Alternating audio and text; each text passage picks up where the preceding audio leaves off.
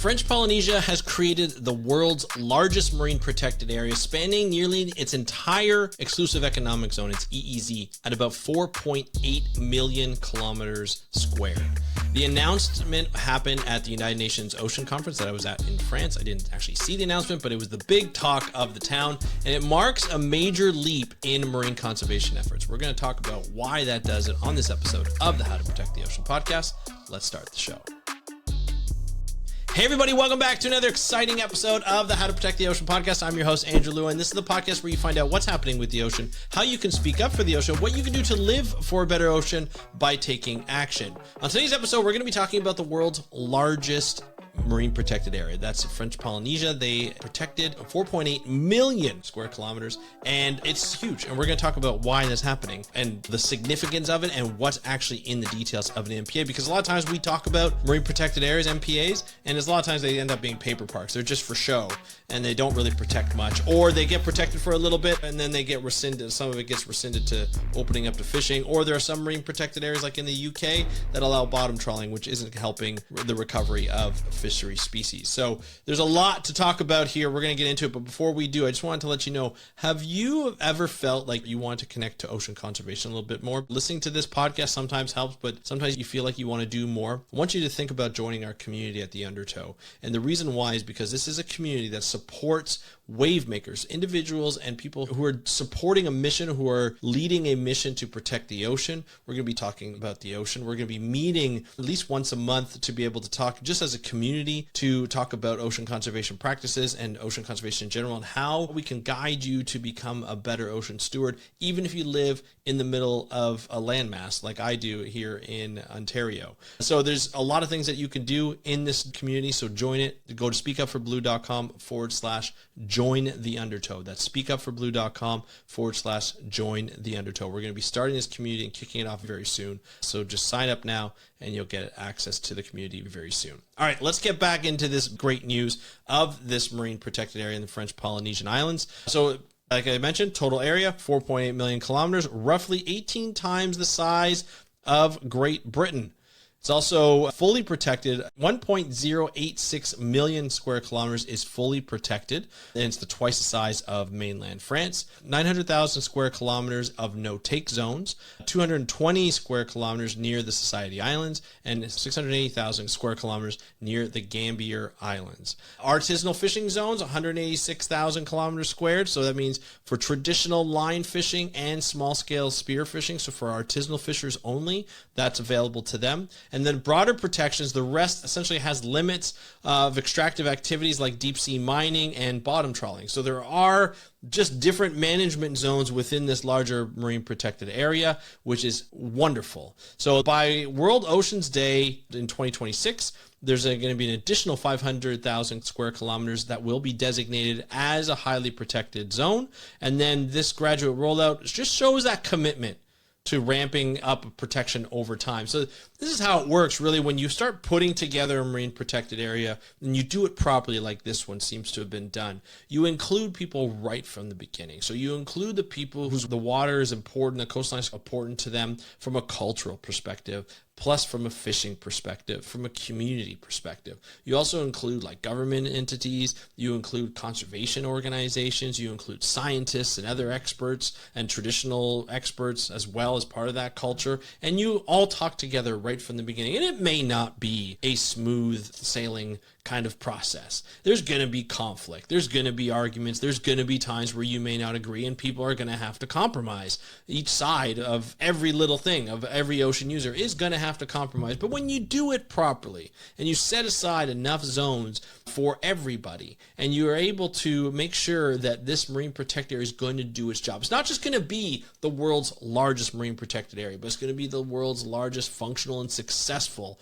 marine protected area. That's what you shoot for. And to me, right off of this article that I saw in Manga Bay News, this looks like this marine protected area is starting off right with the promise of an additional 500,000 square kilometer protection designated as highly protected in 2026, only a year later. Now, there's a lot to go into this, but this is really great. The president, Motea, I think I'm pronouncing it properly, Motea maybe, Brotherson, emphasized ancestral stewardship and alignment with IUCN standards, so they're following all the protocols. Phil Aguilar, IUCN DG, praised it as globally significant, spotlighting how small island nations can lead in sustainability. And then conservation NGOs, including IUCN and the Pew Charitable Trust, applaud the move. So it's got support from cultural significance and communities. It's got the praise of IUCN. It's got the praise of major organizations that help people in these communities be able to get the information and the resources that they need to do this type of work. And that's Pew Charitable Trust, as well as other like Conservation International and so forth. There's a lot of other organizations that get involved.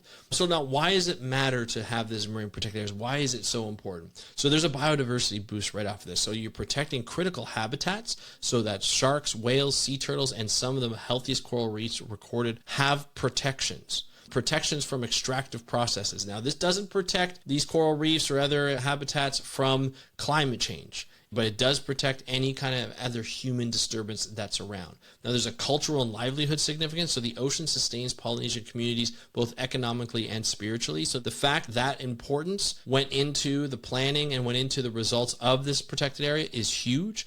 And then global leadership, this sets a bold example that only 8.3% of global oceans are currently protected, falls short of the 30 by 30 target, 30% by 2030, but this helps bring it up to, I believe it was almost 10%.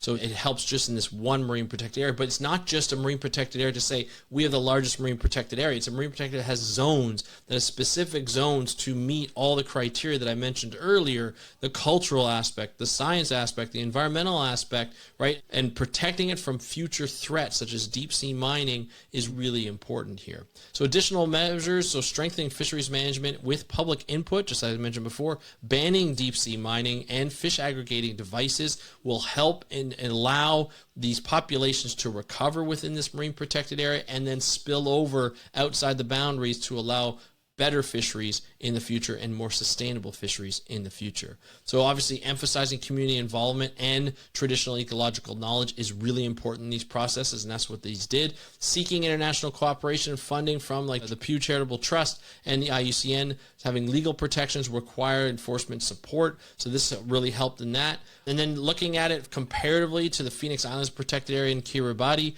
which only covers approximately 408,000 square kilometers, we're looking at an order of magnitude more. And other MPA examples such as the Ross Sea, Papahana-Mokuakea, Coral Sea, none of which match the Antarctic-Arctic scales, but these things are huge. This is the largest marine protected area to help out with those percentages. And it stands out as the largest default and in its exclusive economic zone, in its EEZ. So that's a huge thing for French Polynesia. It's leading the battle in making sure that we protect the 30% by 2030.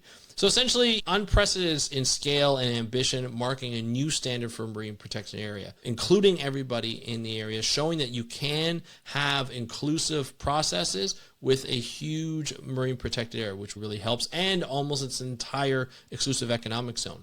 And it's a balanced approach. Conservation zones, having sustainable traditional fishing allowing it to happen, and future planning for more protections, which will be great. And it demonstrates an effective use of ancestral knowledge, strong governance, and compelling model for other nations. This is huge. And the challenge now lies in the implementation, the enforcement, and the global support. I think they'll get the global support. I'm not sure if it'll be financial. Hopefully it will be on an ongoing basis. There are different ways to fund these types of management practices in the future. I know the island of Niue that I had on a couple of years ago, actually, working with Conservation International and the Blue Nature Alliance, they were able to almost like not auction off the property, but they were able to support like a square kilometer of marine protected area for the next 20 years. I think if you paid a certain fee, I think it was like $240 US or $240 Canadian, I can't remember, but then you got to say, hey, you know what, I'm actually supporting this little piece of area for the next 20 years so that they can implement and enforce these management practices. And so it really helped by it with that global support,